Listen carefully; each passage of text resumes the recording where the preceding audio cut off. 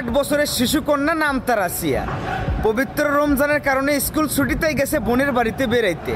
সে কি জানতো সেখানে তার জন্য কয়েকটা শয়তানের বাচ্চারা অপেক্ষা করতেছে? বড় ভাই সমতুল্য দুলো ভাই, বাপ সমতুল্য বোনের শ্বশুর, তাদের কাছে এই মেয়েটা ধর্ষণের শিকার হলো। একজন বাবার কাছে একজন মেয়ে, একজন ভাইয়ের কাছে একজন বোন।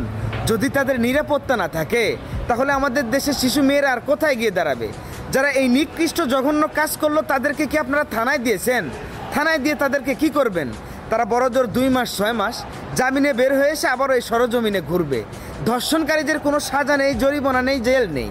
তাদের একটাই শাস্তি, রাস্তায় ফেলো আর ধর থেকে কাল্লা আলাদা করে ফেলো। এমন শাস্তি 10 জনকে প্রদান করো, দেখবে এরপর থেকে যারা ধর্ষণ করতে যাবে তাদের অন্তত হাঁটু কাঁপবে।